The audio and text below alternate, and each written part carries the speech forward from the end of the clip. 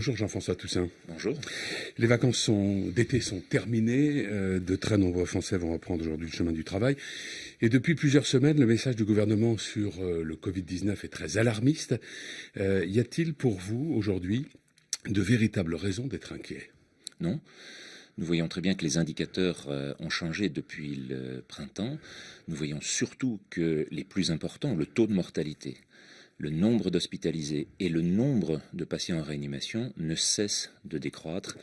Nous avons eu 4 décès hier en France, 6 samedi.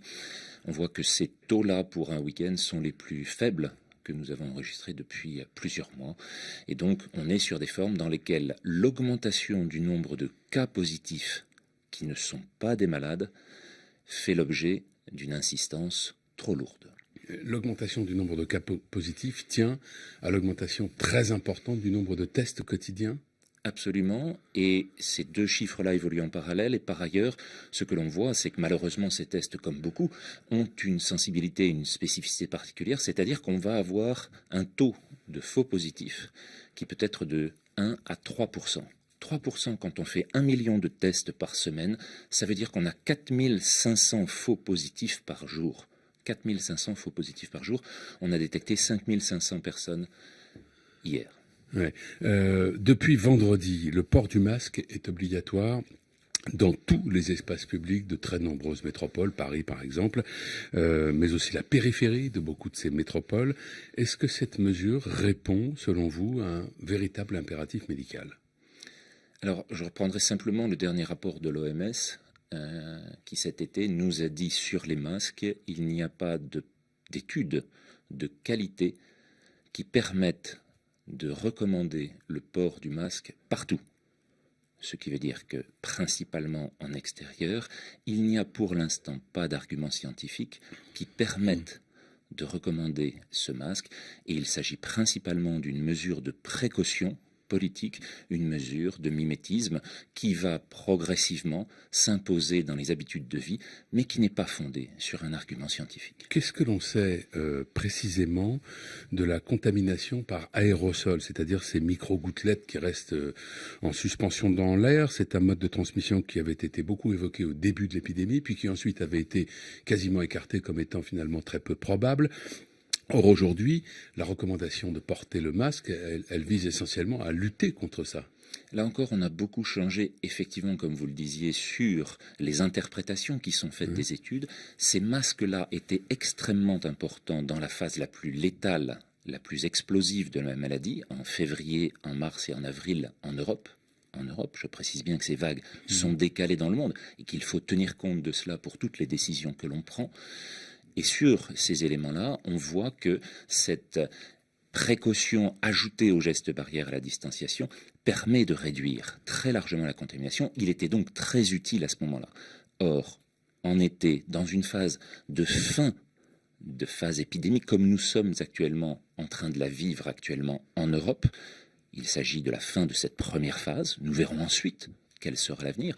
Mais dans ces conditions-là, je le répète, l'OMS ne trouve aucun argument scientifique pour justifier le port du masque en extérieur, en toutes circonstances. Ce sera demain la rentrée scolaire. Les élèves, à partir du collège, devront porter le masque, pas dans les écoles primaires. Est-ce qu'il y a une cohérence dans ces mesures? Le terme d'incohérence est probablement celui qui qualifie le mieux l'ensemble des décisions qui ont été prises depuis longtemps sur les recommandations du Conseil scientifique, sur les décisions qui ont été prises. Là, on voit qu'il s'agit d'une négociation, là encore, entre nos connaissances et nos peurs, entre notre inquiétude sociétale et la réalité, et il est important de trouver une conduite qui permette effectivement de reprendre, parce que le plus important, c'est de reprendre notre activité à tous, l'activité en milieu scolaire, mais l'activité médicale aussi, qui a diminué de 50% dans les autres domaines que ceux de la réanimation et des urgences, mais aussi l'ensemble des autres circonstances qui font que les effets actuels de nos décisions, les effets du confinement aveugle notamment, vont être 100 fois supérieurs aux effets délétères de la maladie. Certains de vos collègues disent que le virus est devenu moins virulent. Est-ce qu'on a des éléments scientifiques qui permettent d'étayer cette affirmation?